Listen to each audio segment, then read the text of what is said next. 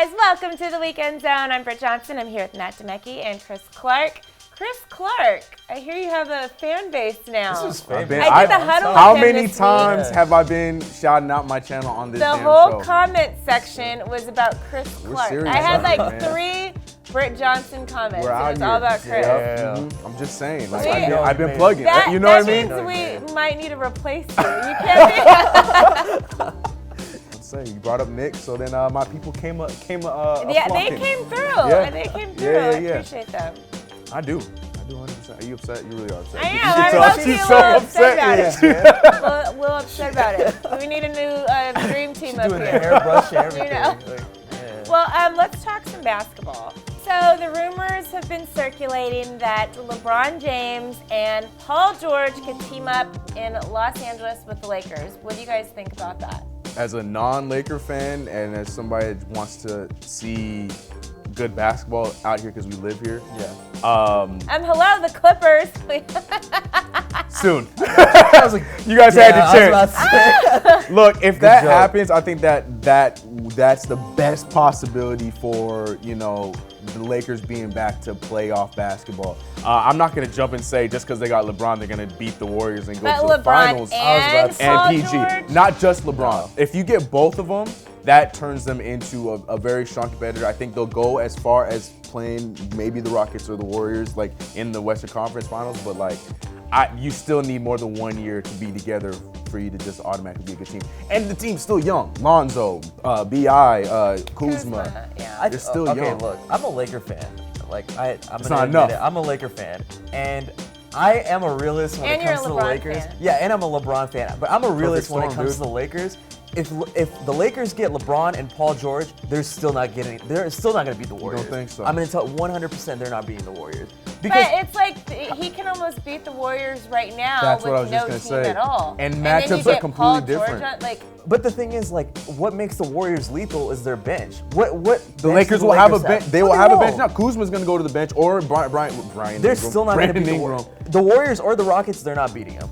I'll tell you right now, 100%. But they're then not you gonna still beat don't them. know what other pieces are going to fill in to put on that bench, though. Because Right. when you get a LeBron, I you still get a don't Paul think so. George, then there's going to be people that want to come. Like, you're going to get your Richard Jeffersons or those kind of, veteran players that are going to want to come and fill in with the young players that are already on the team. So you don't know But how like, that's- who's gonna guard KD? Like, who's gonna guard Steph? Lonzo's not gonna guard Steph. The For Lakers. sure, no. No, he doesn't need a guard. It doesn't matter. It doesn't matter. Lakers have lousy defense anyway. They're okay, terrible but on defense. don't they still have Isaiah? Like, No, he's a free agent. They're not gonna bring him back. you don't think he's gonna come back? No, hell no. Isaiah That Thomas dude's in a his own defensive mind. liability. Not man. only that, Hell in his no. mind, he feels like he deserves a Oh. max contract, and the Lakers He is garbage, man. I I do don't think not he's want going him to on get the a max Lakers. contract, No. but there is another option that LeBron can go to the Warriors. What would happen in that situation? Can we just move on? Let's not even. Move on.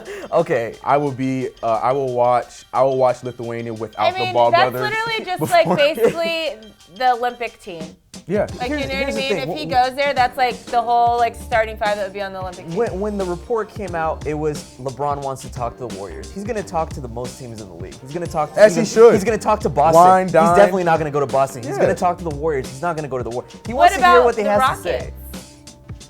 That's where I want him to go. I don't know Yeah, how it they would can be a work good that out. fit. It would be a good fit. The Rockets is where I want him to go because I just feel like, like you just said, it would be a perfect fit. He has a point guard, he has James Harden, and then LeBron could just be And he has a LeBron. bench. Trevor Ariza And he has too a can bench. defend. Yeah. It will be well, a good situation. okay, check this But out. there's- CP3 has stated that he Yeah. wants a max contract. That max contract is going to be $205 million over 5 years.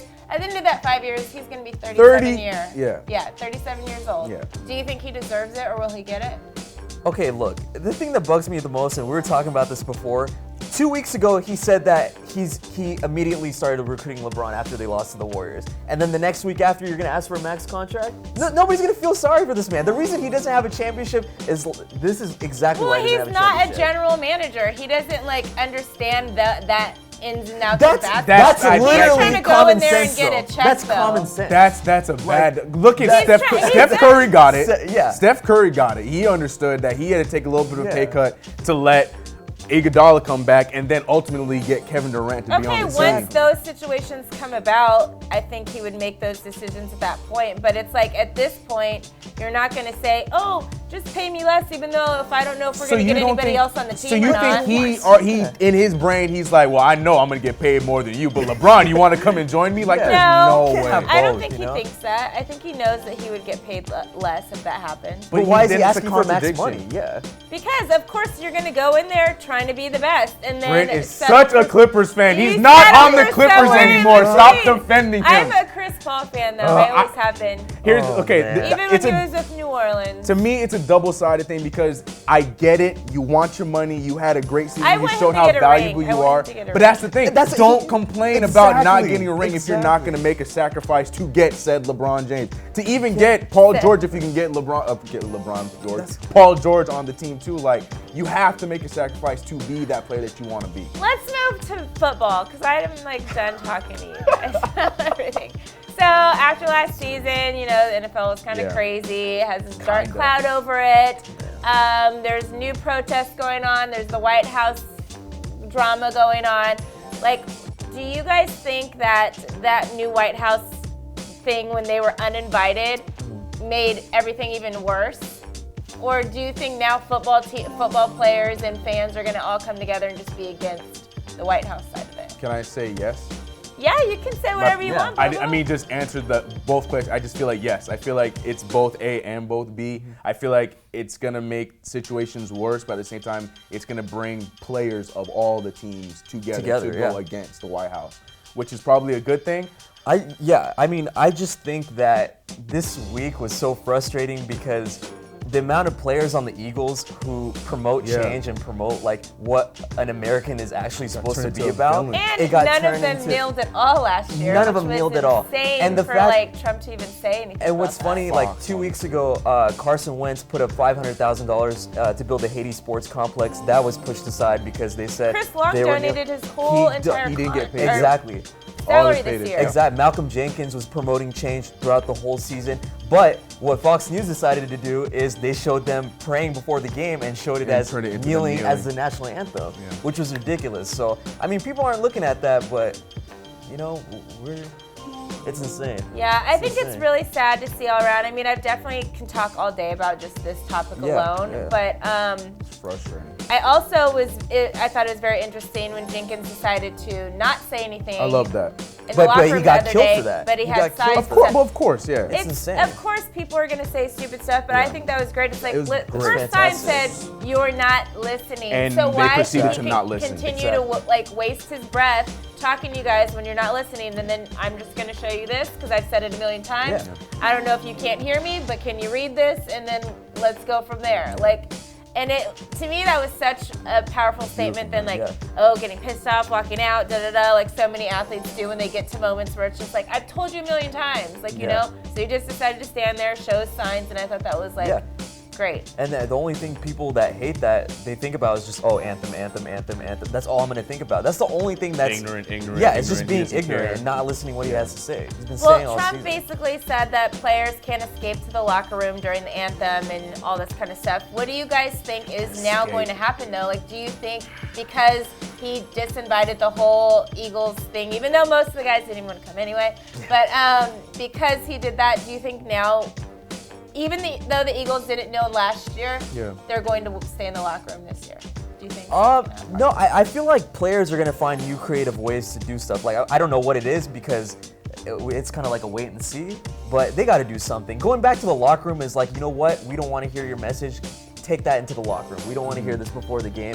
We don't want to see that in our sport. So probably something new and creative. They just got to come out and do something different. I think I agree in the sense that they have to. But I feel like at least for maybe week 1, week 2, whatever, I feel like you're gonna see a mass group of players from every team not going out for the anthem, at least for the first 2 weeks. Now, this is the most interesting thing I want to talk about really quick. Terrell Owens on Thursday announced that he is not going to be going to the inductee ceremony.